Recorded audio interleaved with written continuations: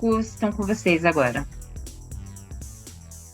Beleza, pessoal. É um prazer estar agora já na fase de encerramento dessa segunda Extracampo, algo que foi uma melhoria, né, uma evolução daquela primeira edição que a gente fez com muito carinho, com muito susto.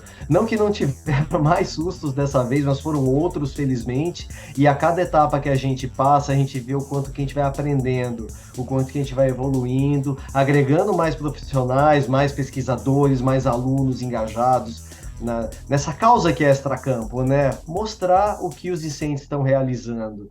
O propósito, né? A proposta, né? É essa, né? O que o pessoal que está estudando está fazendo? Junto com os mestres ou entre si, né? Seja mestrado, doutorado, iniciação, não importa. Está todo mundo junto aqui para compartilhar, para conhecer, para ter insights, né? Para cada uma das suas pesquisas. Isso a gente vem cumprindo muito bem. Se isso está dando certo, a gente já ganhou, né? Agora, né, Val, a gente já está na velha guarda, temos que passar o bastão, como a Val fez no início, né? Passou para a Jenny assim, o início, e agora no encerramento, eu passo para o Marcos, né? Honrosamente, né? A gente vai estar aqui junto nesse encerramento com o grande Matheus Sagé também, grande colega, profissional, artista que eu admiro, que eu acompanho, que é sensacional o trabalho dele, como artista também. E aqui ele vai bater um papo legal conosco, trazer um dos temas de pesquisa dele, para a gente fechar com chave de platina essa segunda extracampo. Marcos, Matheus, agora é com vocês. Eu vou ficar só assistindo porque eu quero paz, eu quero sossego. Bom, então o Júnior já deu aqui o leve spoiler, muito bem, né? Dentro do que a gente vai conversar, isso é muito bom. Então, a princípio, eu agradeço. A gente ficou, agora vamos encerrar, de fato, com chave de platina, né? Com a, a- as palavras do Matheus. O Matheus, então, lembrando que assim, o legal é que nós trouxemos na abertura e agora também no fechamento pessoas que têm uma relação com o programa, né? Então, o Matheus também é doutor pela IMB, né? Então, no nosso PPG-Com, então isso é muito bom, porque nós podemos também observar, a gente está na caminhada e é legal ter alguém que já chegou até o fim do túnel, passou pela luz branca, né? Ele já foi até lá, né? E a gente sabe que existe algo depois de lá, então nós podemos encerrar as nossas jornadas tranquilos, né? E, bom, antes de fazer aqui, de passar a palavra para o Matheus e também fazer explicar o procedimento também, né? Como vai funcionar. Eu passo aqui a palavra para a Nara e para o Jame para eles poderem fazer aqui também o encerramento, né, palavras de encerramento também. Fiquem à vontade. Quem começa, Jamer? Você, Nara, já começou. Eu? Poxa, mas N vem depois de J.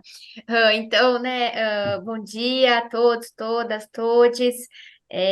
Queria agradecer muito, né? A gente está aqui em nome da coordenação do PPG-Com da Embi Morumbi, na pessoa da professora Laura Canepa, né? Estamos aqui representando um de cada linha, né? Eu sou professora da linha 2, professor Jamer, professor da linha 1. Então, a gente queria, em primeiro lugar, agradecer a todos que vieram assistir, todas as apresentações, os debates, o evento foi muito bom, né? Debates muito qualificados, apresentações excelentes e parabenizar, né? Aqui eu até tô para colar, para não esquecer o nome de ninguém, a toda a comissão organizadora que fez um trabalho incrível. A gente sabe como é um trabalho hercúleo organizar um evento, né? Então, a Ana Carolina Chaga, a Ana Lúcia Pinto da Silva Nabeiro, o Isaac dos Santos Pereira, Jennifer Lago, Júnior Parolo, Marcos Antônio de Lima Júnior, Murilo Bronzeri, Valéria Guerra e a Yasmin Brigato Angeles, né? Parabéns e obrigada pela excelente organização e também aos palestrantes, né? Deixar aqui o nosso agradecimento, professor Dr. João Paulo Lopes Regésel, que fez a palestra de abertura, e o professor Dr. Matheus Tagé, que fará agora a palestra, né, de encerramento. Jamer, Tá, agora o que falar, né, gente? muita coisa. E só repetir um pouco, né, os agradecimentos feitos pela professora Nara, e aí dizer que a gente está aqui representando todo o corpo docente do PPG-Com, E agradecer a todo mundo que organizou o evento. É a segunda edição, né, gente? A gente teve essa ideia, né, de construir essa jornada extracampo com os alunos, na verdade, para os alunos construírem. Então, a gente deu essa ideia e abriu esse espaço para os alunos e alunas, totalmente organizado por vocês. Então, parabéns. Todo o êxito é fruto do trabalho de vocês, todos os problemas são também, a gente sabe, quando a gente organiza evento, que sempre vai ter problema, a gente resolve para o ano seguinte, e sempre aparecem problemas novos, como o Júnior comentou. Então, isso também faz parte da formação de vocês na pós-graduação, porque vocês vão lidar com isso, assim como a gente lida, né, na nossa profissão, nas nossas pesquisas. Então, esse evento é muito interessante para isso também.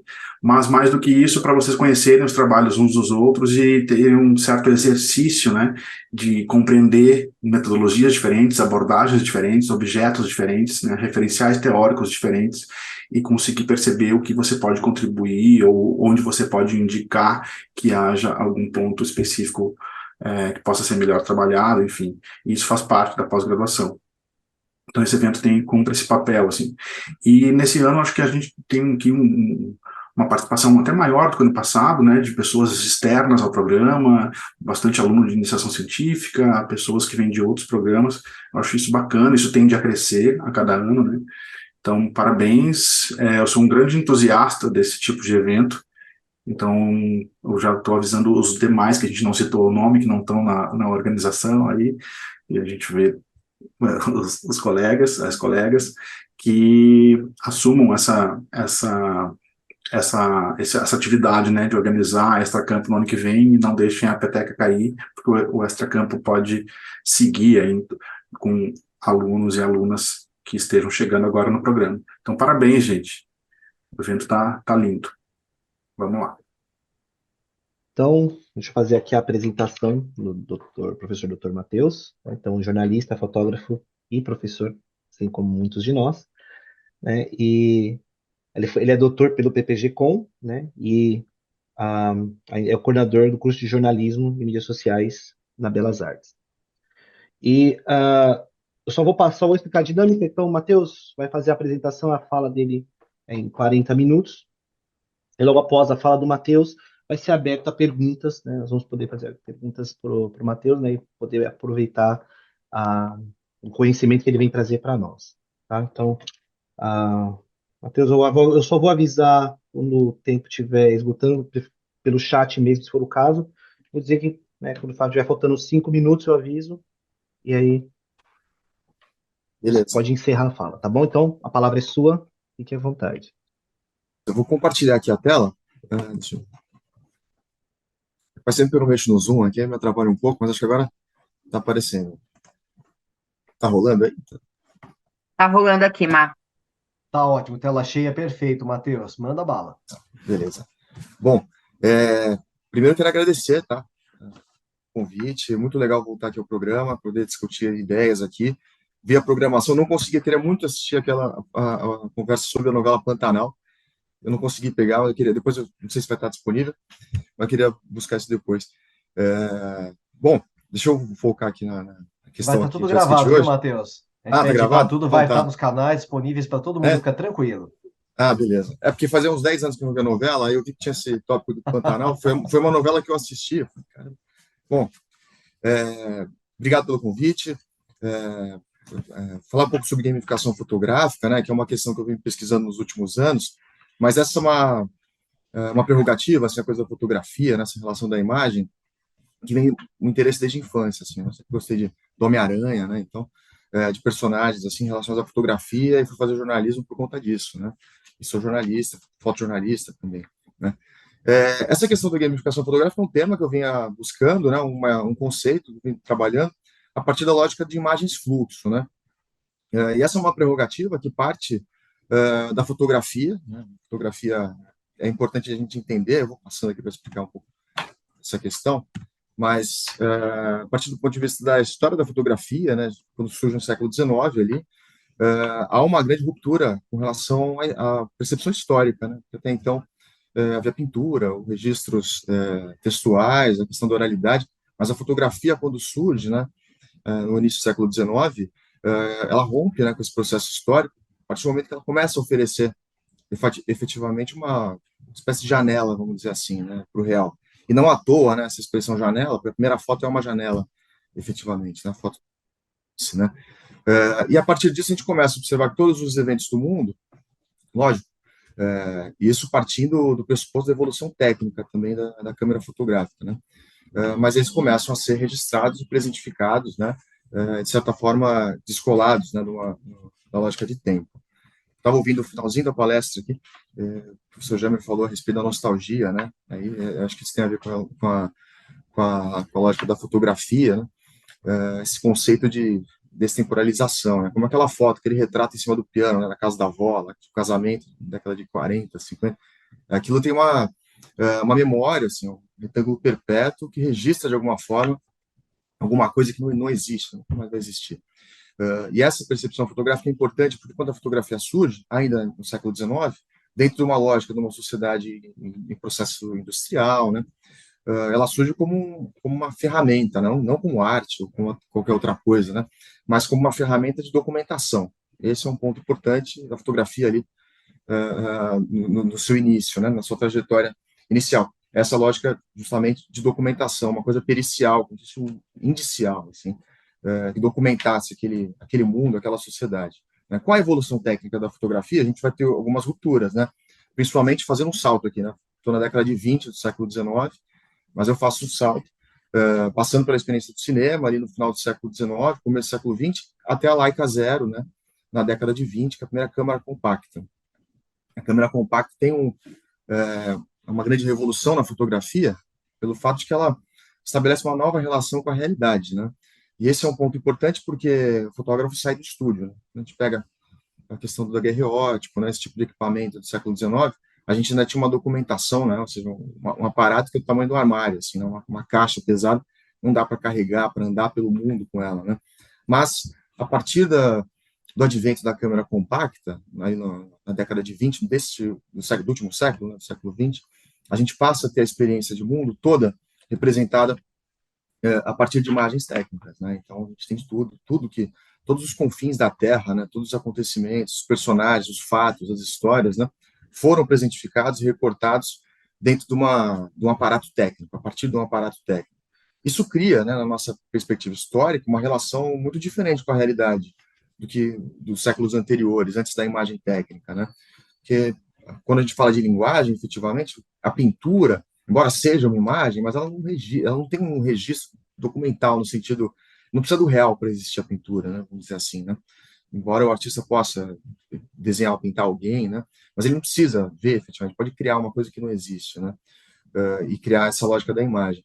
Mas essa perspectiva artificial que é criada, vem do renascentismo, né? Mas a fotografia herda essa lógica, ela depende do real. Ainda que seja uma fantasia, ainda que seja uma coisa montada, né? Ainda que seja uma encenação, digamos assim, mas a fotografia ela depende que alguma coisa ali, alguma máscara mortuária, né, do real esteja ali.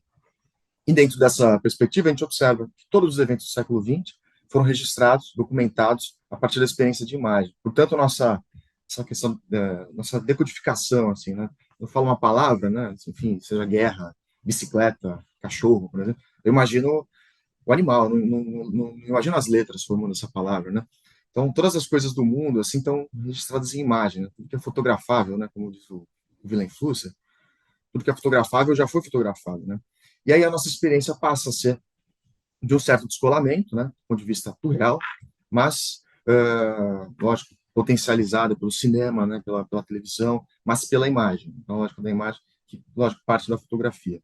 Né? Essas experiências são interessantes, quando a gente observa, inclusive, lembrando do John Rush, né, o Hiroshima, né, como é que é uma bomba atômica? Né? Pô, tem a foto da bomba atômica. Os caras vão lá e fazem um filme lá sobre o autor. Né? Ou seja, tudo é possível, está tudo registrado. Você tem imagem dessas coisas, né? E tudo a partir do aparato fotográfico. Essa experiência de mundo, de escola, né, a nossa percepção do ponto de vista do real. Né? Não preciso ver, né, presencialmente, para conhecer, né, eu consigo traduzir isso a partir de imagens. E essa lógica é importante porque esse descolamento, eu acho que esse é um ponto importante um papel importante da fotografia, é justamente descolar assim, a informação da experiência. Né? Então, você tem a informação totalmente dissociada da necessidade da experiência, né? E esse é um ponto importante quando a gente observa as nossas vivências, enfim, as nossas referências, né? O Foucault é um autor interessante que vem trabalhando essa lógica da fotografia, que eu tenho trabalhado bastante com esse autor. Ele propõe aqui essa questão, né, que a gente sentimos o mundo contemporâneo como uma sobreposição de simulacros, né? Então, por conta da imagem, ou seja, tem uma alta espessura de representações, né, que a imagem constrói, a partir dessa lógica de registro, e isso interpela toda a nossa relação, né, com o mundo, né? Então, se eu pedisse para todo mundo aqui, vamos fazer uma foto de uma estação de metrô, por exemplo. Imagino que todo mundo aqui já tem uma imagem, antes de chegar na estação de metrô, todo mundo aqui já tem uma imagem formada na cabeça, o que é a estação de metrô, o que é interessante ver na estação, se é o movimento, se é o trem em baixa velocidade, em alta disposição, enfim, se é escada rolante, se são detalhes, enfim, todo mundo já tem algum tipo de recorte na cabeça e já vai fotografar atrás, já vai buscar, né, nesse movimento de caça, né, da imagem, essa imagem projetada, que já está no imaginário, está no nosso repertório. Isso cria também um grande descolamento. E para entender isso, fui pesquisar essa lógica do Foucault, que ele chama de pós-fotografia, né? Esse é um livro também interessante. O livro anterior, eu coloquei aqui embaixo a referência, né, a Câmara de Pandora, e esse é a Fúria das Imagens, né? Ele fala assim, esse conceito de pós-fotografia surge ali, ele faz referência, né, a uma fotografia que flui no espaço híbrido de sociabilidade digital, que é consequência da superabundância visual. Então, veja, esse tipo de imagem que a gente tem nas redes sociais, por exemplo, hoje, né, é um ritmo alucinante, né, de imagens que nós não temos tempo para consumir, para entender tudo ao mesmo tempo, né? E a pós-fotografia chega nesse ponto em que é uma linha tênue, né? A gente estava falando de registro lá do século XIX, século XX, as guerras, os personagens, enfim, da história. Hoje a gente tem tantas camadas, né, de representações de coisas variadas, de coisas infinitas do mundo, que nós não temos capacidade de entender tudo ao mesmo tempo, de ler tudo ao mesmo tempo, né? E, de certa forma, as novas tecnologias, essas interfaces de comunicação, essa relação que a gente tem, né, com essas estruturas, é justamente o que está provocando essa fragmentação de sentido. Eu coloquei essa coisa de fragmentação de sentido para chegar à conclusão final, que é justamente o descolamento da lógica de documentos, né, da imagem. E por conta dessa lógica da pós-fotografia, a gente foi pesquisando isso, desenvolvendo esse conceito, né, a partir desse conceito, o que eu venho chamando de imagem fluxo, né? Eu trato essa questão assim, a partir a gente vem chamando de estética de aceleração, né? Então, se você for procurar no Instagram, por exemplo, vai na lupa lá no Instagram, naquela parte de pesquisa, vai aparecer um monte de fotos, de imagens, né, de vídeos, relacionados a questões que você tem interesse, assim, por algum motivo você está pesquisando, está procurando algum assunto lá, você vai aparecer nessa janela. Isso vai demorar alguns segundos, essa tela vai atualizar. E essas imagens que estavam ali, que você não conseguiu ver, todas, né, não conseguiu consumir tudo, elas vão desaparecer, assim, elas vão sumir dali, nunca mais você vai encontrar, novas imagens vão aparecer, isso infinitamente, né? Aquela coisa quando a gente entra na rede para pesquisar um negócio, aí você é distraído por uma imagem, daqui a pouco você não lembra nem o que você estava fazendo, né? Você vai imagem atrás de imagem, né? Essa estética de aceleração que tem me interessado, assim, do ponto de vista de pesquisa, para observar que forma, né, a gente tem experienciado nessas imagens do mundo. Bom, dentro dessa lógica, essa questão da imagem fluxo se dá por meio da aceleração das imagens, né? E a nossa forma de interação e consumo no contemporâneo. Essa perspectiva de imagem é que a gente faz um jogo, assim, do ponto de vista de esvaziamento de sentido, né, a partir de um aparato que é o rizomático, né? É uma loucura essa relação que a gente tem com a imagem hoje, né? O que descola totalmente com aquele retrato que estava falando no piano na casa da avó, né? Aqueles retratos que estavam na prateleira, lá na casa da avó. Descola, né? É uma outra relação que a gente tem com a imagem hoje. E é isso que tem interessado bastante essa perspectiva, né, que eu venho propondo, de consolidar essa lógica de imagem fluxo, né? Porque a imagem não documenta mais, né? Ela, de certa forma, é um registro, é uma passagem muito rápida, né? E a gente não tem muito essa relação como tínhamos antes, né? Uma coisa mais efêmera que a gente tem com relação às imagens do mundo, né? Isso, claro, para mim, isso foi uma experiência pessoal, né? Durante o início da guerra da Ucrânia, assim, eu comecei a observar esse detalhe, e a guerra da Ucrânia, quem se lembra, ela começou pelo Google Maps, né? Então, quais eram as imagens que tinham, era uma imagem de satélite, que os jornais mostravam, que dava para você ver umas linhas, que eram umas tropas, assim, russas, no entorno ali do território da Ucrânia. Essas imagens eram veiculadas, né, nos jornais, né, na televisão. Eu lembro que eu estava escrevendo um artigo para o jornal, era à noite, assim, né, quase meia-noite, assim, e estava com a TV ligada na Globo News, né, e de repente vibrou o celular, aí eu fui ver o Instagram, assim, me distraí, e na lupa, naquela parte de pesquisa, começou a aparecer um monte de imagem de guerra, assim, o que parecia ser, pelas imagens que eu fui acessando, Ucrânia, né, a invasão da Ucrânia. Então, um tanque russo passando por cima do carro na Ucrânia. Todas as relações de uma cidade, parecia alguma coisa, assim, relacionada, assim, arquitetonicamente com o nosso imaginário de Ucrânia, e o mesmo imaginário de guerra, né, aqueles com tanques passando, com bombas, né, explodindo prédio, aquelas coisas. E aí eu coloquei o celular de lado e aumentei o som da televisão para entender o que estava acontecendo. E aí os comentaristas, isso na Globo News, né, estavam falando que a guerra havia começado. Só que era aquela coisa, um cara está em Nova York, o outro está em Londres, falando que a guerra na Ucrânia está começando, né? Ninguém está lá, né, tá vendo? E não tinha imagem nenhuma. Só fala. E outro cara em São Paulo. E aí eu comecei a observar que essas imagens que estavam no Instagram, na minha lupa de pesquisa, que eu fui acessando essas imagens, então apareciam mais imagens, vídeos, enfim. Essas imagens migraram para a televisão, porque eles começaram a transmitir as mesmas imagens que eu estava vendo no Instagram antes deles, né? E a Globo começou a transmitir essas imagens. Depois de alguns dias, a gente foi começar a observar, foi pesquisar a origem disso. Essas imagens não eram da guerra da Ucrânia que estava acontecendo, eram imagens da guerra da Crimeia, né? Aconteceu alguns anos antes. Ou seja, não eram imagens para ilustrar aquela reportagem, aquela matéria, né? Isso é uma problemática interessante quando a gente observa que emissoras, como o Record, bom, também, e Jovem Pan, né, mas transmitiram imagens de jogos de videogame, enquanto os repórteres explicavam a história, o que estava acontecendo lá, dava notícia, tinham imagens de jogos de videogame, com caça voando, explodindo, assim, para ilustrar. Aí veja que interessante a lógica da imagem, como se você não tem imagem, você não consegue contar a história, né? Então você está falando, mas você precisa de uma imagem que comprove, né, de certa forma, isso. E aí, nesse momento, eu comecei a entender, assim, a imagem, ela ilustra alguma coisa, mas ela não necessariamente está documentando, né? Depois de alguns dias, né? Sim, aí as equipes do mundo inteiro foram para lá, aí você começa a ter imagens do lugar mesmo.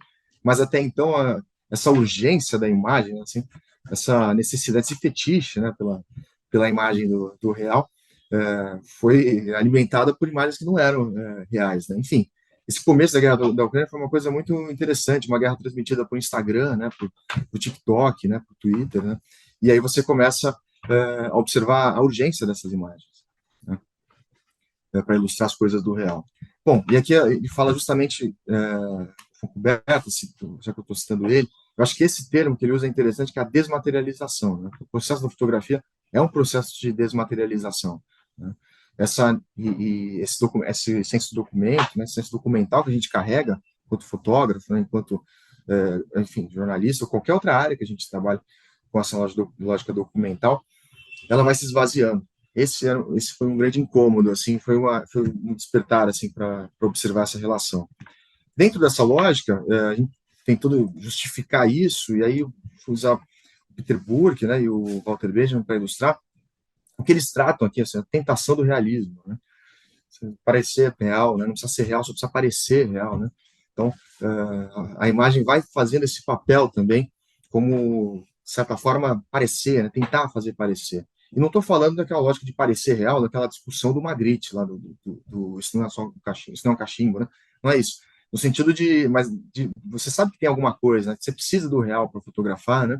Porém, essa descontextualização provoca, por conta da materialidade, né, das novas tecnologias de comunicação, das novas estruturas, uma relação super efêmera, né, meio fluida, assim, que documenta, mas não documenta tudo, não é necessariamente isso, né? Então, esse esvaziamento tem interessado, assim, esse olhar, né? E aqui o Benjamin também pontua, né? Acho que essa conversa entre os dois é interessante, né? Que, apesar da perícia, né, do fotógrafo e tudo que existe de planejar seu comportamento, o observador sente a necessidade irresistível de procurar nessa imagem a pequena centelha do acaso, do aqui e agora, né, com a qual a realidade chamuscou a imagem. Então, essa necessidade, essa busca, porque nós somos treinados do ponto de vista, enquanto humanidade, assim, para registrar tudo em imagem, para identificar a imagem como real, né, para acreditar na imagem, né, para ter uma imersão nesse processo, né, e isso tem sido uma problemática, assim. Aí, para poder entender essa lógica, eu fui observando alguns detalhes.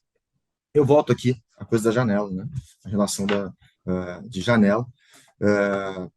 Essa cena, essa primeira fotografia, né, primeira fotografia permanente, né, que o Nipsey faz ali em 26, né, no século XIX. E a partir desse aparato a gente começa a observar os elementos estruturantes da fotografia, e com essa relação comecei a observar e analisar alguns exemplos de utilizações aqui, onde a gente tem uma ruptura com relação à imagem, né, a partir desses elementos estruturantes. Então a gente observa que a fotografia ela precisa do fotógrafo, do aparato e do assunto. Então a relação do real, né, que a gente tem, do registro daquele documento, daquela cena, do fato, da notícia, da história, ou da família, né, do aniversário, enfim, depende da relação entre esses três elementos. Então, o fotógrafo tem a sua visão de mundo, enfim, a sua visão, a sua estética, enfim, a forma como enxerga os elementos, a forma como corta elementos que não acha importante, que julga desnecessário na imagem, né? O aparato, ou seja, a questão mecânica, a câmera, o celular, a câmera, o drone, o que for, o que estiver sendo usado para fotografar, e a relação que esse aparelho permite, né? O Willem Flusser fala isso de uma forma interessante, que o fotógrafo munido do aparelho ou o aparelho munido do fotógrafo, né? Porque é uma dependência, assim, muito similar, assim, né? Então, quem que fotografa efetivamente? E essa coisa do aparato dá para a gente uma noção da importância desse sujeito, porque sem a câmera, né? Não tem como, né, fazer a fotografia, né? E algumas discussões mostram que sem o fotógrafo dá para você ter fotografias. Mas essa é uma discussão que nós vamos falar daqui a pouco, justamente sobre essa lógica da objetivação. E aí o assunto, sim, o fato, a forma como o fato interage com o fotógrafo, como atrapalha, como dificulta, como ajuda, enfim, né, a relação. Essa relação entre esses três elementos foram assim meio que a chave para observar alguns exemplos, né, algumas linguagens que eu venho observando nesses últimos anos, que a gente vem chamando de pós-fotografia, né, e a partir dessa lógica de imagem fluida, né, imagem fluxo. Bom, um primeiro exemplo disso, essa fotografia em game, né, essa forma, né, de experiência, né, isso ficou muito comum, assim, muitos exemplos aí surgiram durante a pandemia, inclusive pessoas que faziam aniversários dentro do The Sims, por exemplo, e aí tinha um fotógrafo que ia lá e fotografava dentro do The Sims a festa de aniversário, né? Em outros jogos também a gente tem essa experiência, né? Então a gente passa a observar aqui que dentro daqueles três elementos a gente tem um fotógrafo, a gente tem um aparato, mas a gente não tem um mundo concreto, né? Aqui a gente tem um mundo ficcional, né? Isso é muito comum, eu faço isso muitas vezes, quando eu vou jogar Miles Morales, por exemplo, eu nem faço a missão, eu fico pulando do prédio, eu fico tirando foto, pauso lá, entro no modo de fotografia, fico tirando foto, aí se regula a profundidade de campo, você mexe em tudo, assim, né? Isso é muito interessante, uma experiência dentro de um mundo que não existe do ponto de vista concreto, do mundo ficcional ali, a partir dessa experiência virtual, porque ele simula, né? Ele parece muito a lógica do mundo real, né? E tem surgido assim esses screen shooters, né? Assim, esses fotógrafos in game, né? Tem surgido uma série de imagens interessantes de vários jogos diferentes aqui, né? Antes aqui eu estava falando, eu peguei o Pierre Levy para ilustrar essa lógica. Ele fala que o mundo virtual pode simular fielmente o mundo real, mas de acordo com escalas imensas ou minúsculas, né? Então, essa simulação é interessante para que a gente possa observar a partir dessa estética do meio, no caso da fotografia em game, questões que a Janet Murray falava também, né? Dentro dessa percepção da Janet Murray, ela coloca aqui, né, que à medida que o meio artístico digital ganha maturidade, escritores terão cada vez mais experiência em inventar esses objetos virtuais verossímeis, inseri-los dentro de momentos dramáticos específicos que intensifiquem nossa sensação, né, de participação imersiva, né, dando-nos algo muito prazeroso para fazer. Essa autora é muito interessante e eu venho trazendo, né, essas questões que ela discute, né, sobre imersão, principalmente, né, imersão e agenciamento, são lógicas do jogo, né, questão de jogo, né, mais para fotografia, né. Então, dentro do jogo de videogame, você pode anular, é uma espécie de ruptura, né, você rompe com o processo, com o agenciamento obrigatório, você tem que fazer a missão lá, mas eu paro de fazer a missão, subo lá no cavalo e vou andar não sei aonde, vou fotografar o pôr do sol dentro do jogo de videogame, né? esse interesse, né, lúdico, né, por uma experiência virtual, experiência que você sai, né, da realidade concreta e entra nesse círculo mágico onde você é o Homem-Aranha, você pula do prédio, você tira foto, enfim, de cabeça para baixo, enfim. Essa é uma experiência interessante, né, uma experiência de documentação. Não deixa de ser uma vivência, embora você não esteja concretamente ali, pela imersão, enfim, essa lógica de imersão sensorial, principalmente do jogo, você tem uma sensação de estar. Parece que você está pulando, você está controlando, você é protagonista ali. Né? E você pode, nesse momento, registrar determinadas fases, experiências, um visual do jogo. Né? Principalmente andar pela cidade. É muito legal. Esse Miles Morales é muito legal, esse jogo. Aqui mais alguns exemplos de fotografias, né? Em que você tem a experiência no jogo, né? No mundo ficcional. Ou seja, o mundo concreto é anulado nessa experiência, essa realidade não existe. É uma realidade totalmente virtual e dentro desse espaço os registros vão aí se proliferando. Né? Esse é um primeiro exemplo assim da fotografia em game. Uma outra lógica fotográfica que eu venho observando como uma quebra de materialidade, voltando àqueles três elementos, né, é a lógica do drone. Né? Quando eu comecei a pilotar drone no jornal, eu aprendi com um colega bem mais velho que eu, que me ensinou a pilotar. Ele falava, é meio difícil, assim, não sei o quê. Aí quando eu peguei o controle e comecei a mexer, eu falei, meu, isso aqui é videogame, isso aqui não é fotografia, parece videogame para mim. É fácil de você controlar, né? E aí, quem tem a experiência de videogame, assim, controla muito melhor, assim, o drone, né? Mas essa lógica é interessante porque o drone, ele provoca esse descolamento do corpo, né? Então, se você fosse fazer uma imagem com a câmera fotográfica na rua, por exemplo, com pessoas atravessando a rua, um exemplo, assim, né? Fotografia de rua, um monte de gente andando na rua, numa faixa de pedestre vindo na sua direção. Se você para com a câmera ali, todo mundo está te vendo, as pessoas vão desviar, as pessoas podem te xingar, as pessoas podem encenar, podem até posar para foto, eles vão interagir de alguma maneira, e isso vai ter uma interferência no resultado da imagem. Então, é uma imagem com um fotógrafo, um corpo ali, né? Agora, se eu pegasse esse mesmo exemplo, pegasse o drone, estou 200 metros de distância, e jogo o drone em cima da faixa de pedestres ali, e vou clicando as pessoas atravessando de cima, né? Bem geométrico, assim, né? As pessoas nem sabem que tem um drone aí, talvez nem escutem o barulho do drone, não sabem que estão sendo fotografados, não sabem quem é o fotógrafo. Né? Portanto, essa imagem que vai sair, essas duas imagens, embora sejam o mesmo objeto fotografado, essa relação de materialidade da mecânica, simplesmente mecânica, o aparato é diferente, vai provocar uma outra forma de real, né? É um outro registro de realidade. Né?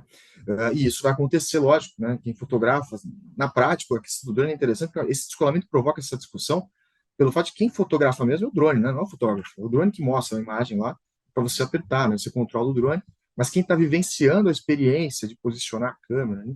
É o drone que sobe 200 metros e vai fotografar um navio saindo do porto, né? Então, não é o fotógrafo, não é o helicóptero, né?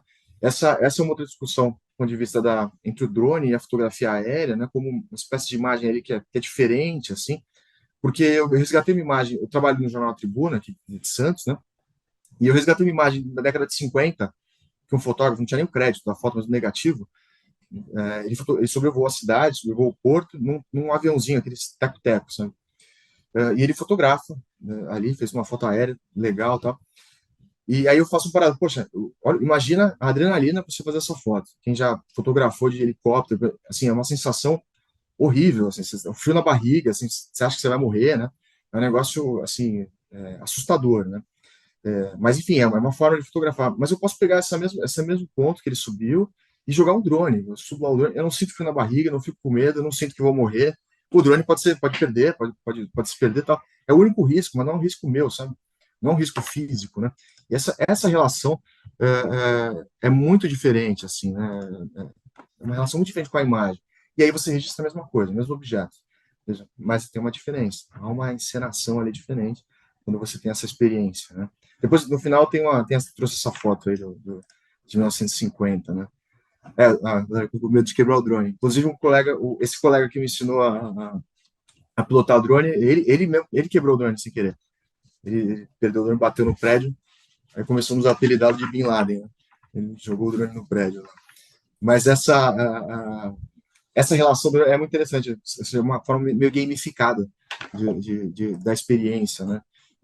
Totalmente diferente assim, de você vivenciar a cena. Né? Aqui algumas imagens aqui impossíveis de se fazer, né, do ponto de vista físico, não tem como.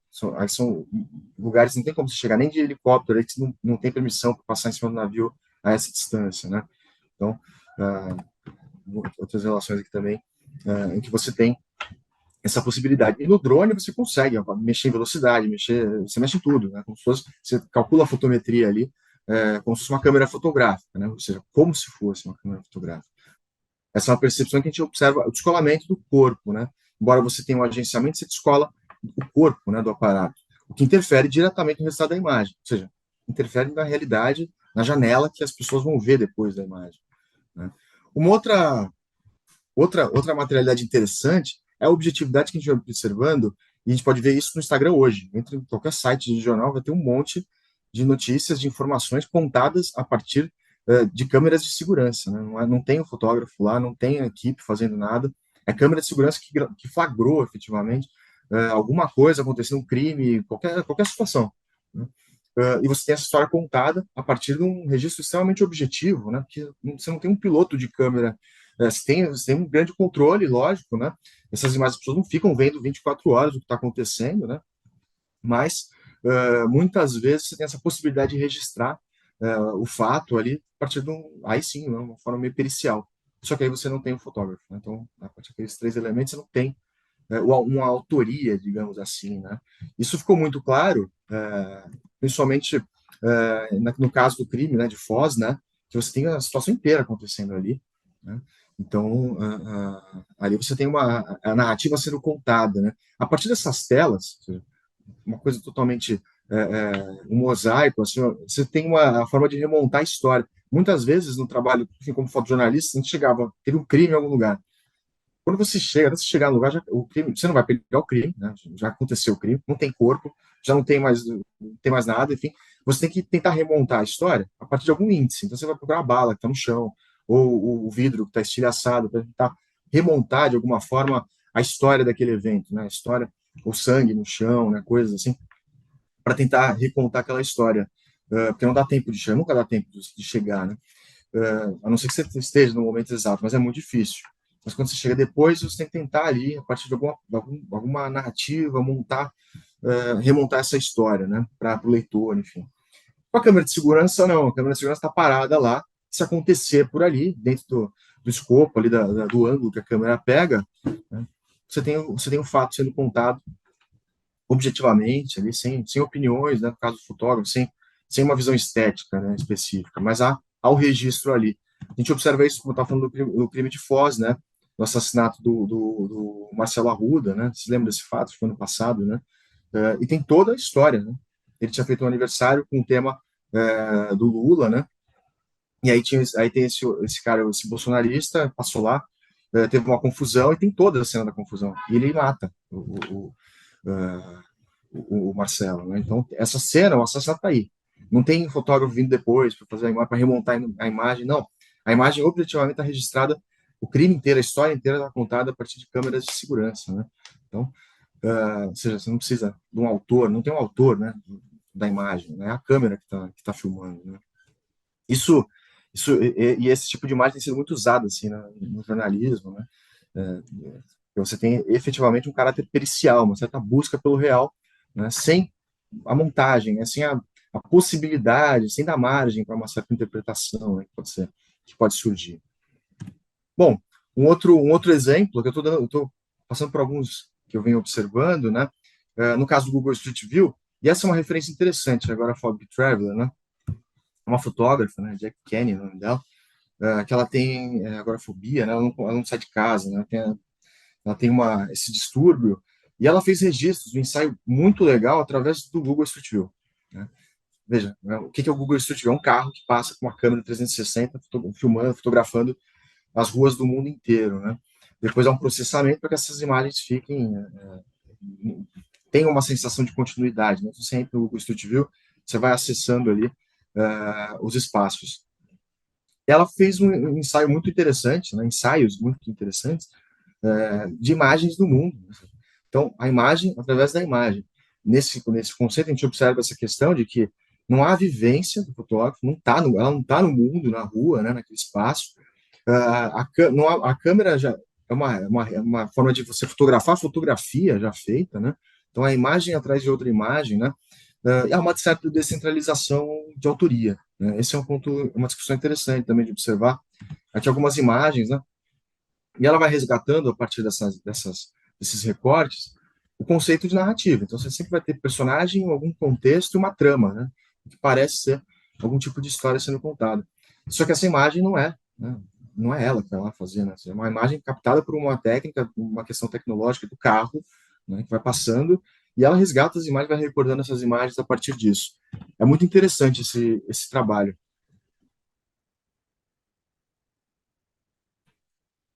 E aí várias cenas, né, do mundo inteiro, né?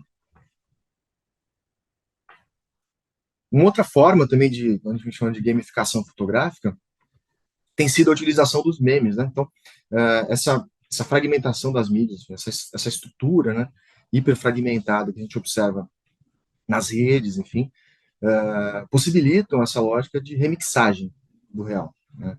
Então, você tem uma cena, tem um fato, tem um recorte, mas eu posso pegar aquela imagem, descontextualizar completamente da história em si e usar para um outro sentido, um outro significado, né? Isso foi um exemplo interessante. Em 2020, estava aqui na época da pandemia ainda, estava no jornal e a gente foi fazer no final do ano, veio o Bolsonaro, isso era um saco, assim, isso. Ele sempre vinha feriado para Guarujá ou para Santos, não? A gente tinha que cobrir, ficava lá o dia inteiro. E ele foi fazer um jogo na Vila Belmiro, né? Um beneficente e tal. E a gente estava de longe, né? Então, tava lá na arquibancada, estava fotografando ele. E a redação, o pessoal da tribuna do G1 me pediram foto. Manda agora, manda alguma foto. E não dava para passar tudo. Tava sem o computador, não tava sem o notebook, tinha que transmitir pelo Bluetooth ali do celular. Aí eu falei, vai ser uma foto só. Aí eu comecei a observar as fotos que eu tinha feito dele. Assim, aí é uma questão pessoal. Eu escolhi a foto que ele tava mais zoado, assim, né? Mais estranho, assim. E falei, vai ser essa mesmo. Aí mandei, de propósito, né? Ou seja, já uma escolha pessoal, né? Veja como a realidade, né? Da imagem, né? Então, de propósito, eu mandei a imagem mais engraçada, mais tosca, assim, né? Numa posição estranha, assim. Eu mandei essa foto, aí usaram no jogo na tribuna. 2 horas depois, mais ou menos, quando eu voltei para a redação, assim, essa imagem dele jogando bola lá, já tinha virado figurinha, já tinha virado meme, já tinha um chapéu da Carmen Miranda, parecia que ele estava sambando, assim, uma coisa meio bem zoada, assim, justamente porque, veja, havia um registro objetivo a se fazer, mas essa imagem pode ser descontextualizada, onde não importa mais quem é o autor da imagem, né?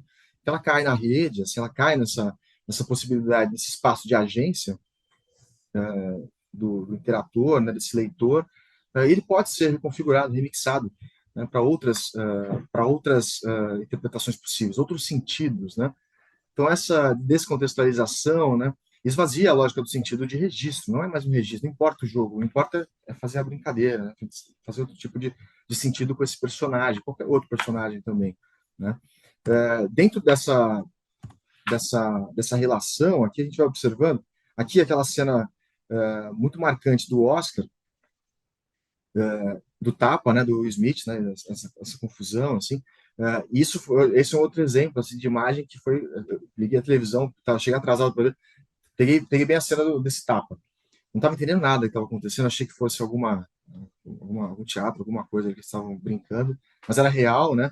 Assim, em questão de minutos, esse recorte, essa fotografia disparou pelo mundo inteiro com outras brincadeiras, outras contribuições, outras intervenções sobre esse modelo, né? Então, o registro, essa fotografia enquanto registro, né? Ela serve como ele é gamificado, você pode brincar, você pode fazer outras coisas com essa cena, né? E descontextualizar completamente o fato em si, o motivo dessa confusão que aconteceu, né? Então, essa expressão, essa possibilidade de expressão, né? De alguém, né, de fora, agir sobre a estrutura, né, sobre o meio, é uma forma de gamificação, né? Esse ponto é interessante quando a gente observa as imagens, que, assim, questão de minutos, assim, em muito pouco tempo, já tinha todas essas cenas, essas são algumas, né, que eu peguei, mas já tinham todas essas imagens partindo de uma lógica de real, né? Tinha uma cena real, tem o tapa mesmo, tem o documento fotográfico disso. Porém, você tem a descontextualização total, né? Outras imagens com outras interpretações, enfim, até a brincadeira ali com, com as séries, né, que eles fizeram ali, né, com as séries deles, né, o Maluco no Pedaço, Todo Mundo Odeia o Chris, né, então já brincando ali com a fonte, enfim, justamente com essa possibilidade de o fato em si ser fragmentado, né. Então essa descontextualização é muito interessante quando a gente observa que o leitor, as pessoas podem fazer isso, né. Isso vai criando novos sentidos. De certa forma, o meme é uma certa reinterpretação, né, imita alguma coisa, uma mímese do real, mas ele reinterpreta, ele pode buscar outros sentidos, mudar completamente aquela questão e aquela imagem, né? Esse esvaziamento é importante, né?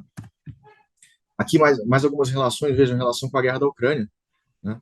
Esse foi outra imagem que eu encontrei, onde você não tem a foto, do tapa, né, dos dois lá, mas tem uma reinterpretação já como opinião política, ou seja, Batman, Will Smith e Vladimir Putin. O que eles têm em comum é atacar o comediante, né? Ou seja, e não tem a cena, né? Não tem a cena aqui do tapa, né?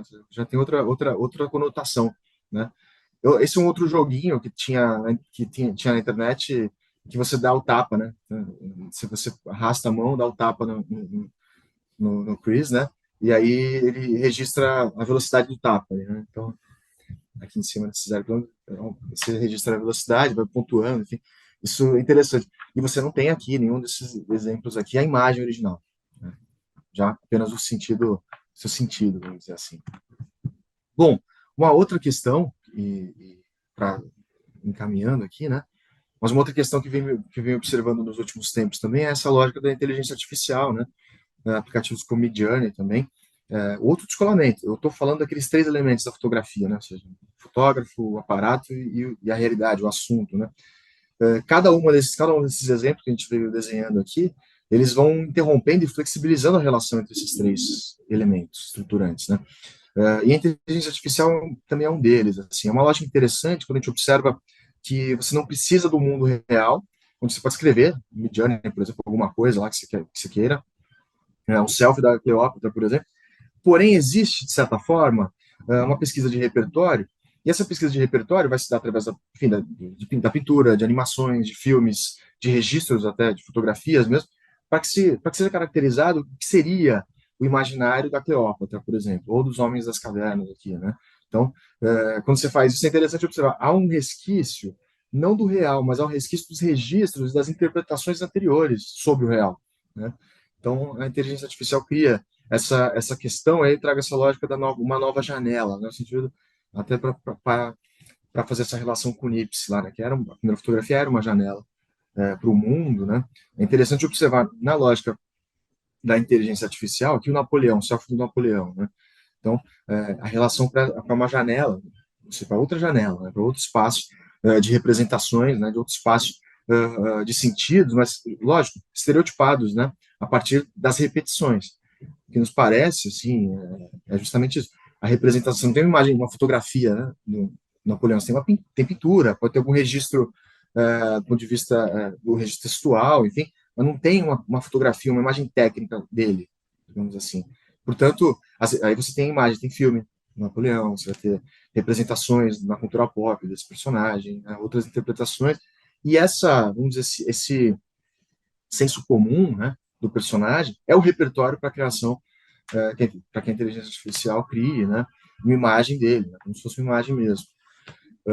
Algumas questões aqui sobre a inteligência artificial, né, a gente observa que é uma imagem que reproduz, né, o imaginário de outras, né, o repertório, né, digamos assim, as experiências de outras imagens, né, então não do real efetivamente, mas de outras imagens baseadas de alguma forma como interpretações do real. Aqui um descolamento total, no sentido de realidade, né, claro, né, você não tem o real, você tem apenas essas intervenções, tem uma mediação de centenas de imagens que já foram publicadas, já foram registradas sobre o real, ou coisas parecidas do real, e essa reinterpretação automática, vamos dizer assim, para condicionar algum tipo de registro aqui. E o que registra, né, a imagem da inteligência artificial? Ela registra efetivamente o que é o senso comum, né? Ou seja, a repetição, né, a lógica de repertório, enfim, todo o imaginário que é construído a partir da nossa experiência de mundo. E é uma longa experiência de mundo, do ponto de vista de imagem, né? E aqui José de Souza Martins, né, usei esse texto para falar sobre isso, né, que a fotografia é muito mais indício do irreal do que do real, né, muito mais supostamente real, recoberto, decodificado pelo fantasioso, pelos produtos do auto-engano necessário e próprio da reprodução das relações sociais do seu respectivo imaginário. Ora, se a fotografia mecânica já é efetivamente um indício irreal, né, mais irreal do que real, porque eu interpreto a realidade, eu faço o registro do personagem, do assunto, do fato, da notícia, enfim, do jeito que eu acho que é real, do jeito que eu me interesso, do jeito que eu gosto, né, do que eu acho interessante, e se essas imagens são baseadas nessas visões subjetivas do mundo, veja, um descolamento total, né? Descolamento total com relação à realidade. Aqui eu trouxe algumas imagens só para ilustrar aqui um selfie de Jesus, né? Veja, um selfie baseado nas repetições, né? No visual, né? Na estética de Jesus que tem no cinema, enfim, isso que é o senso comum, assim, uma visão meio eurocêntrica, né? Do personagem Jesus, né? Então, imagens baseadas aqui através de uma máquina, né? Que o Papa também, né? Outra cena também, o personagem real, a foto, o rosto é dele mesmo, né? Porém, essa é uma adaptação, né? Uma tradução da máquina, né? Da tecnologia para ele não tem esse porte, né? Esse casacão aí, ficou uma imagem interessante. Aqui o Trump, né? Correndo com roupa veja, isso foi antes dessa semana, dos acontecimentos dessa semana, tá? Isso foi do ano passado, essa imagem, começo do ano, mas já havia uma representação, né? Dá para você desenhar essa representação, sugerir, né? A máquina vai reinterpretando essas questões do real. Aquele sendo preso, também gerado em inteligência artificial, né? Tem muitos outros exemplos, né? Muitas outras questões que a gente pode observar hoje em dia, né? Bom, algumas considerações, então, né? Esse processo de gamificação propõe essa reflexão acerca das novas formas de captação e da hipermediação das imagens, da fotografia, né? Essa lógica de imagem fluxo, eu acho que é interessante observar isso, né? Ela convida a refletir o papel da fotografia no contexto contemporâneo, o papel da imagem, né? Nesse contexto contemporâneo, onde se observa efetivamente, acho que essa é a grande questão, inclusive essa é a foto de 1950 que eu falei, que o fotógrafo estava lá no aviãozinho, dá até para ver a asa do avião, né? Aqui na direita, em cima, imagina o coração do cara como já está, né? Como é que foi essa produção. Dentro disso, a gente observa essa questão de uma crise de representação, onde a gente observa um certo esvaziamento dessa lógica de sentido documental da imagem, a partir dessas reinterpretações, dessas fragmentações, né, ocasionadas por essa intermediação. Dentro dessa lógica, essa acho que é a discussão, né, se a fotografia lá do Nips, né, aquela primeira imagem era uma janela para o real, né, hoje, eu acho que a discussão parte desse pressuposto, né? Essa janela que a gente observa, o que ela está mostrando, né? O que está sendo registrado, o que está sendo trazido para a gente através dessas novas janelas que a gente vai observar. Tá? Bom, é isso. Obrigado a todos, obrigado pelo convite. Eu vou encerrando aqui. Matheus, incrível, cara. Eu fiz várias anotações aqui, cara, porque é um assunto que eu adoro, essa discussão da imagem, o real, simulacro, simulação. Pô, cara, eu tenho algumas coisas aqui. Eu não vi ninguém perguntando, então eu já vou aproveitar aqui, já vou engatar primeiro, já aproveito, já que ninguém aqui se manifestou. Na sua fala, eu lembrei bastante do Gumbreth, quando ele tem ele fala do estímulo, a presença, sentido, né, e tudo mais. E eu lembrei bastante disso. Eu queria saber, assim, né, essa é a primeira pergunta, assim, a princípio, como, se a fotografia de fato agora, né, nessa pesquisa que você está trazendo, que é fantástica, se agora a fotografia ela é capaz também de produzir presença, porque até então ela estava no campo do sentido, né? Você vai lá, vê a imagem, a questão da janela que você propôs agora, eu vou lá, eu vejo, consigo perceber a luz e afins. E pelo que você colocou aqui, tem a questão também desse novo real, né? Essa pós-fotografia agora ela vai construir também uma realidade, assim. Então eu queria saber se nessa pós-fotografia, se também agora a gente vai ter essa produção de presença também, né? Esse sentido de presença também. Essa é a primeira pergunta, assim. Então, Ah, Legal trazer o Gumbrich, Marcos, também gosto muito desse autor, e tem, total, sim, total. Eu peguei uma imagem, eu estava numa aula de fotojornalismo, eu peguei uma foto da comemoração do segundo turno, né, eu estava cobrindo, e, enfim, era um monte de luz vermelha, fumaça, né, bandeiras, assim, movimentação. Aí eu pedi para os alunos olharem naquela foto, e falei, meu, o que está acontecendo? O que é isso aqui? Mas, isso é uma manifestação. Não, isso aí é a comemoração do Inter, né? Alguma coisa do Inter, internacional, né, de futebol, né? Torcida de futebol. Veja, aquela bagunça, as pessoas vão interpretando a partir de sensações, né? Por conta das referências que você tem, né? Então, lógico, aí depois eu falo, não, gente, mas agora chega da sensação, agora vamos observar por que está causando isso. Aí tem um cara com um 13 na camisa, aí tinha uma bandeira do Che Guevara, são alguns objetos ali, alguns elementos que vão trazendo para a gente a lógica do sentido. Eu acho que o Gumbrich é importante, sim, para a fotografia, totalmente importante, pelo fato de que... mudou aqui o Deixa eu ver visual. aqui, vendo. Muito, Alguém bateu no botãozinho. O que é isso, gente? pô, mudou a sensação aqui da Alguém sala. Imersão. resolveu tirar aí para Eu tirar peço a desculpa, eu foto achei que bonita. mudava só pra mim isso daqui. Valeu, Murilo, muito Legal. bom. Eu tava testando, eu não sabia que era pra todo Imersivo, mundo. Eu incrível. posso voltar aqui pro Quem normal. tirou o Murilo do cercadinho? Ai, não Eu é descobri possível, que eu tirei um cara. print pra salvar já, mas vamos voltar pro Valeu. normal. Deixa assim, pô. Muito Não, bom. se quiser eu deixo, mas eu não É que legal achava que que fique era pra todo, todo se algum que mundo. fique todo mundo, né?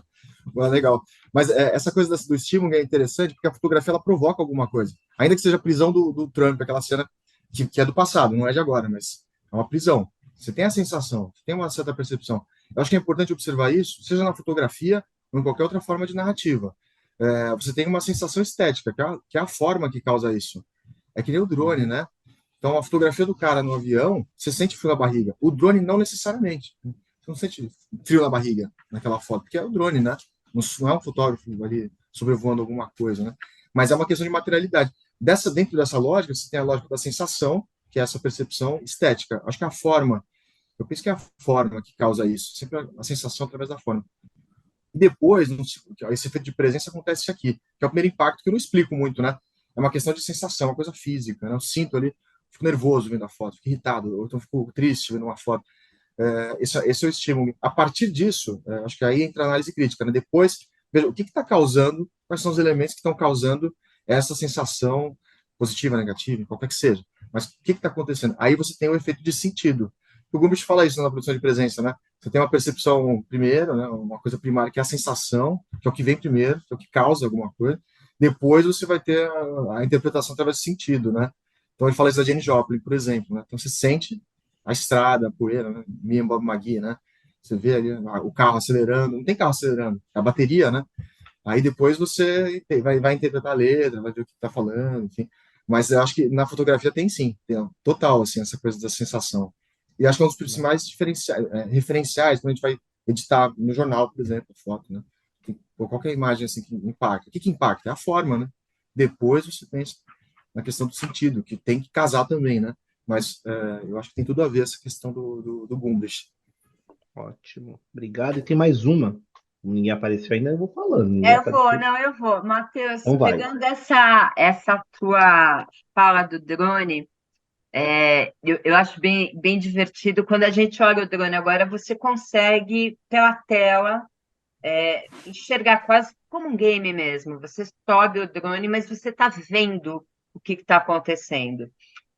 E isso é uma sensação diferente, e aí me leva à comparação dos pequenos, do comecinho, antes, quando não tinha drone, as fotos aéreas, ou o cara se jogava do avião para fazer a foto, do helicóptero, ou então a gente amarrava a câmera, já aquela Instamax, Instam porcaria, sem saber o que estava acontecendo, e a gente só ia disparando a resmo o que ia acontecendo. E realmente, assim, a aflição naquele momento, especialmente porque você tinha a intenção de inspecionar alguma coisa ou ver alguma situação acontecendo, é que você não tinha certeza do que você estava pegando naquele momento. Então, você ia ter que reconstruir uma narrativa nesse sentido.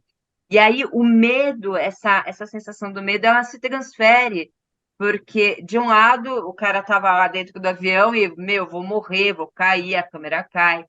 Mas quando você vai para o drone, e antes para o planador, era vou moer o equipamento, que tipo de imagem eu vou coletar. E hoje, com o drone, já a gente já consegue ter essa manipulação um pouco melhor, mas sem a sensação, o sentimento. O teu sentimento é mais mecânico no sentido de será que eu vou manipular bem a máquina para tirar aquele corte que eu preciso?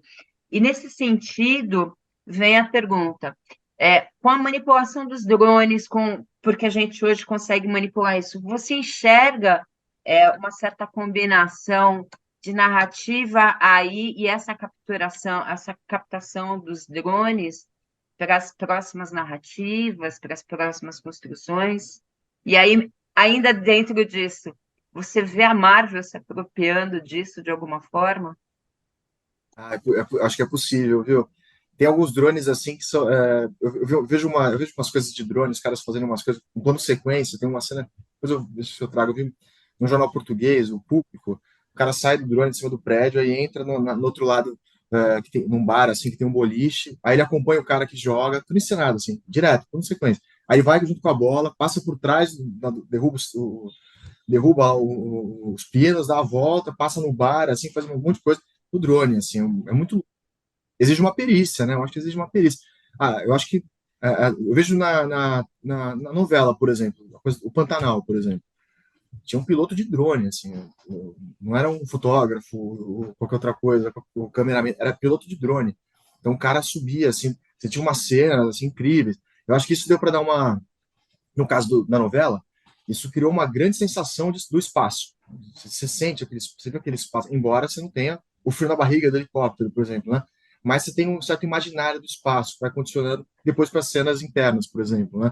Mas está naquele espaço lá, tem aquele pôr-do-sol, tem aquela natureza, enfim, isso é interessante. Eu acho que o drone é uma tecnologia meio irreversível, assim, né? Uma questão de custo também. Acho que a questão de Sim, custo é importante, né? Imagina você fazer uma foto de helicóptero, assim, é uma grana, você poder levantar alguns minutos, assim. O drone não, tem que ter a bateria só, você vai lá, sobe, faz a foto, volta, aí troca a bateria, sobe de novo, né? Você tem essa possibilidade de esticar, assim, esse tempo da experiência fotográfica. Só que você não tem o corpo, né? Você não tem o corpo. Mas o Esse, drone, o que ele te dá hoje, a beleza é que ele te dá a questão geoespacial, né? Porque sim, antes você sim, faz esse mapeamento para posicionar exatamente onde você quer o drone para capturar exatamente aquela imagem. Ele quase que te dá uma extensão de corpo humano. sim. O helicóptero lá atrás e o planador lá atrás era um voo totalmente cego. Você não tinha É, ideia do que você ia capturar. é. Eu acho que essa sensação de controle assim, que o drone dá é muito interessante. Acho que é isso que é interessante no drone, a possibilidade de você estender essa experiência aérea, né? De voar mesmo, né? Você tem uma perspectiva lá do céu, assim, sobre as coisas, né? Sem estar lá e com controle total, assim. Ele transmite a imagem na tela do seu celular, aí você encaixa o controle no teu celular e você tem a imagem ali, você fotografa, você filma. E você tem drones hoje são mais caros também, mas com uma baita resolução, assim, né? Tem uma qualidade de imagem muito grande, né? Então, eu acho que é uma tecnologia que vem para ficar, inclusive no cinema, assim. Inclusive para produções, até produções mais independentes, não só da Marvel, porque a Marvel tem grana para tudo, né? Dá para fazer tudo. Mas eu digo até produções menores, enfim, com menos financiamento, assim, menos grana, eu acho que o drone ajuda muito, assim, você consegue ter umas imagens assim totalmente diferentes, assim. Se você, acho que a questão da técnica tem a ver com essa questão da experimentação, sabe? Eu já fotografei com drone, porque o drone é, era Mavic, né? Ele era 4 milímetros a lente. Pô, a teleobjetiva que eu tinha, que eu uso, é 14. Sim. Pô, uma vez eu peguei o drone e botei no chão o drone, pra poder fotografar um negócio de baixo para cima, assim, passando, que é uma coisa que não dá para fazer com a câmera. Não conseguiria com aquela lente de 14. Né? Então, pô, com 4 milímetros, 8 ou 4 milímetros, é muito diferente a impressão. Então, você pode experimentar, né? Usar o drone para outras coisas. Inclusive, não precisa nem voar, você pode fotografar, segurar o drone para cima e fotografar alguém, assim, por exemplo. Né? Sim. Que é um aparato, enfim. Aí é a questão de você experimentar. Ele permite, né? Você pode usar ele para qualquer coisa, né? Pô, legal. Obrigada, Mar. Obrigado a você. Eu lembrei Ai, do Tove no Homem com a Câmera, que ele coloca a câmera no trilho do trem, espera o trem passar, assim, né? E o trem passa, e a câmera tá virada para cima. E aí o Matheus fala agora com o drone, um experimento que ele faz muito parecido, né? Só que com o drone, na impossibilidade de fazer com outra câmera. Sim, sim. Eu acho que é importante essa questão, sabe? De se experimentar. A câmera, ela tem assim, uma infinita gama de possibilidades. Qualquer câmera, né? Celular, por exemplo. Infinita gama de possibilidades, assim, de intervenções. A questão é que a gente é muito condicionado à lógica vou apertar aqui o botão na minha altura, mas a câmera pode estar no chão, pode estar em cima, pode estar dentro de alguma coisa, pode estar no trilho do trem, pode estar dentro do trem, faz um traveling lá, que os irmãos do Miela põe a câmera lá e vai filmando a cidade, né? Passa dentro do trem, né? Ou seja, tudo é possível, né? Eu acho que é interessante observar a questão da fotografia como uma evolução contínua de linguagem. E essa linguagem de Tem hoje, assim, essa. Não, eu ia dizer, só para complementar o que você está falando, tem aqui na Paulista tem naqueles essas shopping de celular, de capinha de celular, etc., aqui na Paulista, tem uns kitzinhos para você acoplar na lente do celular, né? Com diferentes lentes. Vocês já viram umas coisinhas pequenas de plástico, muito precário, inclusive. Uma vez eu comprei um kitzinho desse, estava com um amigo, ele, por que você vai comprar isso, cara? Você vai usar isso? Eu, claro, cara, olha só isso aqui, faz uns efeitos muito bizarros, umas fotos ruins, mas umas fotos, sabe, olho de peixe, que é diferente do sim, efeito do aplicativo do celular, né? Você está colocando um outro apetrecho na lente, assim, fazendo um outro tipo de imagem. fazer outro tipo de imagem, exatamente, né? O que não seria comum, né? Da linguagem que está condicionada ali, você quebra, né? É possível quebrar, né? Essa lógica da linguagem. Legal. você usou um termo muito interessante, que você falou do drone, e é uma coisa que sempre mexeu, como estava falando do drone e tudo mais, agora que a Val trouxe a questão do drone, eu fiquei pensando aqui, que você usou o termo pilotar, eu acho muito interessante, porque, tipo, é uma parada, você está usando um controle, né? Tudo bem que você tem drone hoje que é capaz de disparar, soltar bomba e afins, né? Mas eu gosto do termo pilotar porque daí acho que tem um pouco, talvez, né? Eu senti essa percepção dessa construção dessa super realidade, esse simulacro e tal. Porque você tem essa questão do pilotar um aparato que você não está dentro dele. Então, como é que você pilota uma coisa que você não está dentro, assim? Então, eu curto essa questão de você usar. Acho que é o termo mais próximo que a gente tem, talvez, seja esse, né? Tipo, pô, eu tô pilotando um drone, mas tá com controle remoto e tal, né? Não sei. Sim. E aí eu queria saber isso, se isso também entra nesse. Se isso são faltas de. Falta termo, eu não sei, para a gente fazer esse paralelo entre o que, tipo, as questões que a gente tem de modo comum, sei lá, pilotar um avião, pilotar um carro, e, tipo, pilotar um drone, sabe?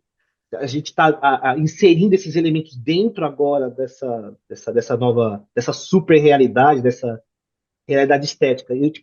Eu queria saber se, tipo, se isso fica no nível só dos dispositivos ou se a gente vai para, sei lá, que nem neofotografia, sei lá, se a gente vai gerando novos simulacros para a gente poder lidar com essa nova interação que a gente tem com as imagens e o real e afins. Isso é interessante. Eu acho que o verbo pilotar, né? Veja, eu falo isso porque eu vejo a pessoa que produz imagens de drone, você não chama, não é chamar de fotógrafo, é piloto de drone, né? Não é fotógrafo. Mas ele produz fotografias, produz imagens, produz vídeos e tal. Mas o que ele faz efetivamente é pilotar um drone, pilotar um objeto que voa ali, você não está com o corpo lá dentro, mas é uma pilotagem que se faz. É Se uma você não pilota, pilotagem. se você não pilota, você não consegue fazer imagem. É mais importante do que a fotografia em si, é você saber pilotar. Porque senão você vai perder o Exato. drone, vai quebrar o drone, não vai conseguir levantar. Você tem que. Assim, são relações assim. é, eu falei isso quando comecei a pilotar drone. Eu falei, gente, isso aqui é videogame. Parece videogame. Porque eu estou pilotando um avião, um carro de Fórmula 1, um videogame, um personagem, mas eu piloto aqui dentro de uma realidade que não existe, né? Quem está vendo aquela realidade é o drone, não sou eu. Não é a minha realidade aquilo ali. É o drone que está com uma câmera lá voando numa determinada altura, que eu pilotei para ele chegar lá. Eu que tenho que observar o vento, por exemplo, velocidade do vento. Se tiver mais de 15 km por hora, não dá para subir, vai perder o drone, vai dar problema. Então tem que ter esse tipo de observação para poder fazer uma imagem, vários condicionamentos técnicos, né, que não tem a ver com fotografia, não tem a ver com questão de imagem, vídeo, né? É a questão simplesmente da aerodinâmica do objeto, né? Então tem que subir lá, ele vai fotografar, vai registrar. Mas essa imagem que eu estou vendo é uma imagem filtrada pela câmera do drone, né? A forma como ele transmite isso, que vem para a tela do meu celular, é uma forma que não depende de mim, é uma questão mecânica, é uma questão de transmissão, né? Portanto, veja o distanciamento da realidade, né? Total, é uma realidade totalmente distanciada, assim, né?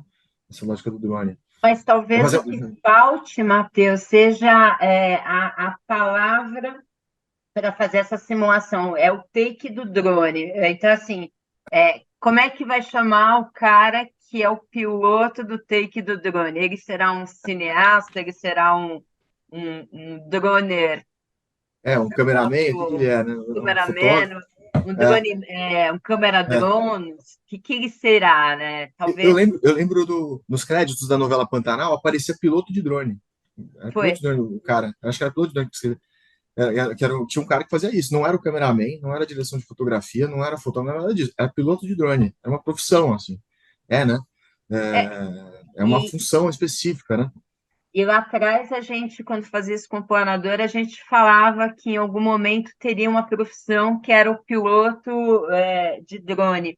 E aí fica um negócio interessante, porque como é que será que vai ficar a direção de arte nesse sentido, de uma narrativa feita por um drone pilotado a partir de alguém que talvez não tenha essa visão artística? Sim. Eu acho que esse descolamento é importante. Quando a gente falou dos três elementos da fotografia, o fotógrafo, o objeto, o assunto e o aparato, é importante essa relação. Porque a forma como você fotografa tem a ver com a forma que você está sentindo naquele momento. Como você vai baixar a câmera, levantar de um lado para o outro. Né? O drone você descola a lógica da sensação física, porque a sensação é do aparelho que está fazendo, está transmitindo. Eu vejo objetivamente a imagem, registro, mas não tem a experiência subjetiva. Né?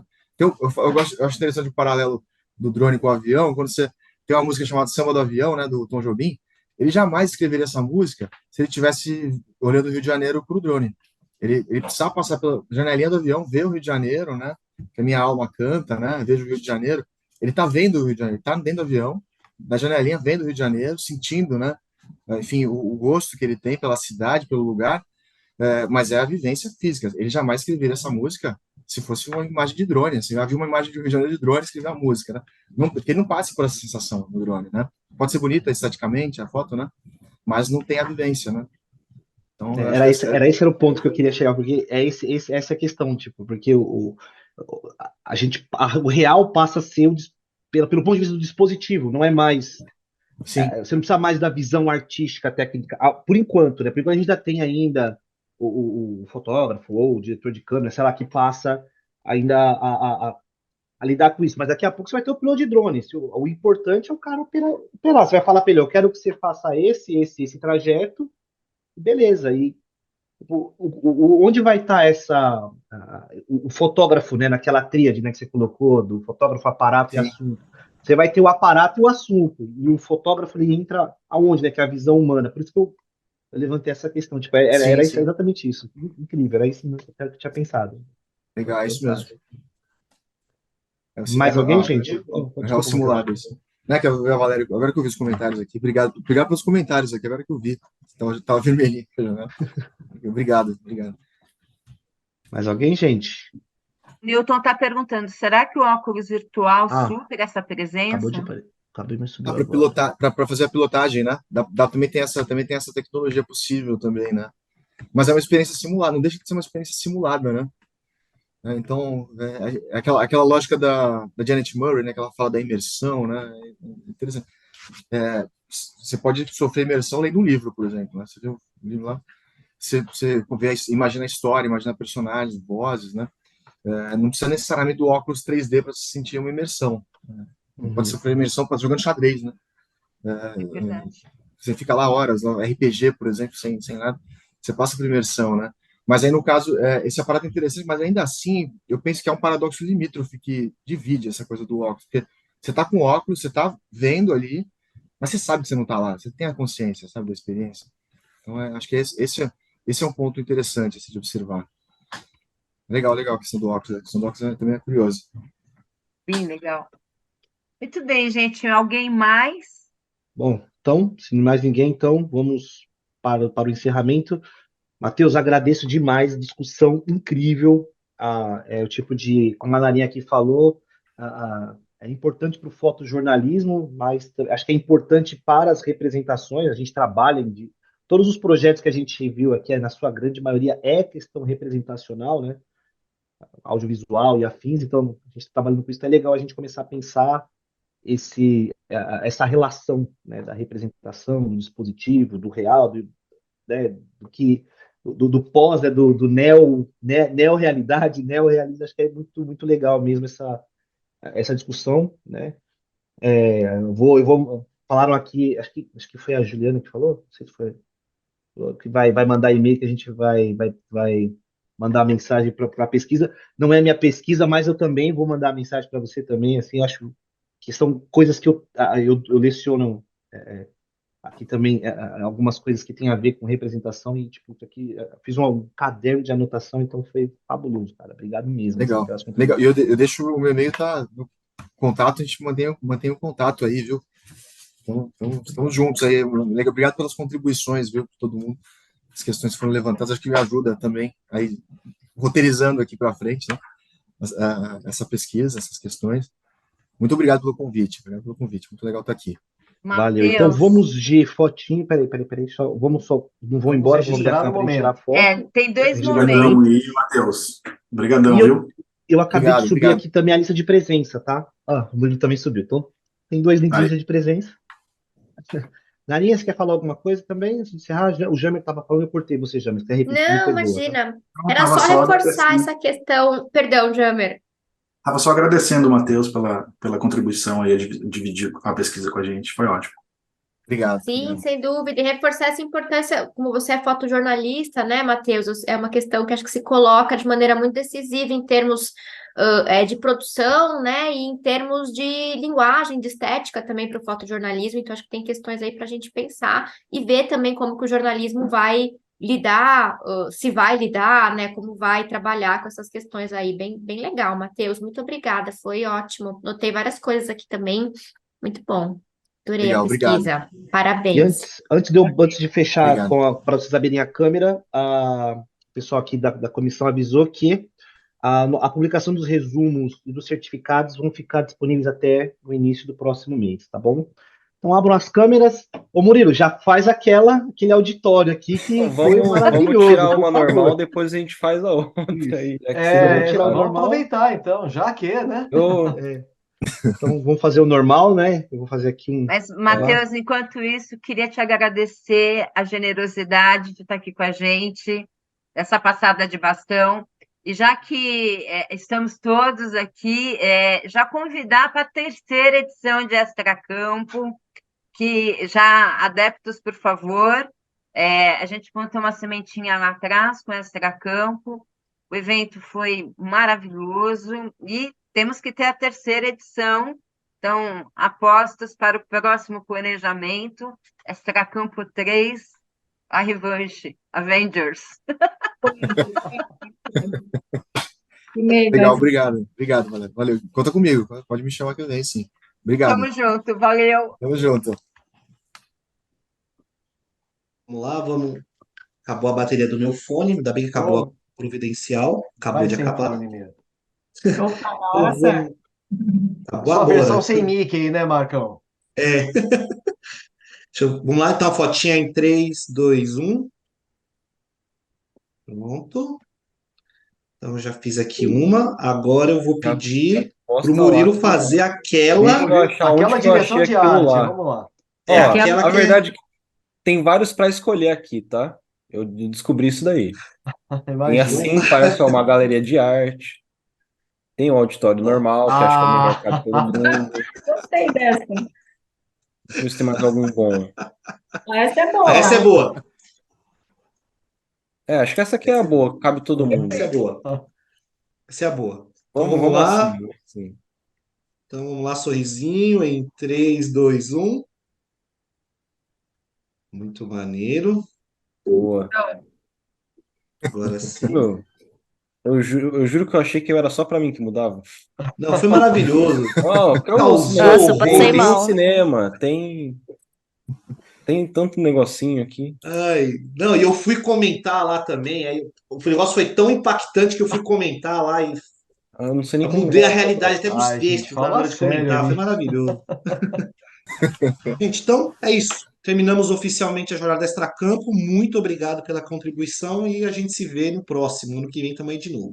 E Obrigadão. lembrando que vai estar nas nossas redes esse material todo, vamos editar, vamos perpetuar esse conteúdo, porque o interessante é isso, é vivenciar esse momento e perpetuá-lo também, usar os registros para isso. Sim, saímos todos Ô, com Juninho. insights, grandes ideias, maravilhoso. Beijo para todo mundo, muito obrigada. Valeu, Obrigada, Verinha. gente. Valeu, Legal, Bom gente. fim de semana. Obrigado, pessoal. Paramos Obrigado Paramos a pelo Tchau. convite. gravação. Um abraço. Valeu, Matheus. Obrigado, Valeu, Matheus. Janer, Obrigado, todo Valeu, mundo. obrigado. Narinha, Isaac, parabéns. Lindo, lindo, lindo. Marcão, Vera, Newton, Yasmin, Carol, Nina, Jennifer, Flávia. Tem uma galera incrível. Valeu demais. Só Corpo gente docente boa, também. beijo. Obrigada, gente. Beijão. Valeu, valeu, valeu. Lindos. Tchau.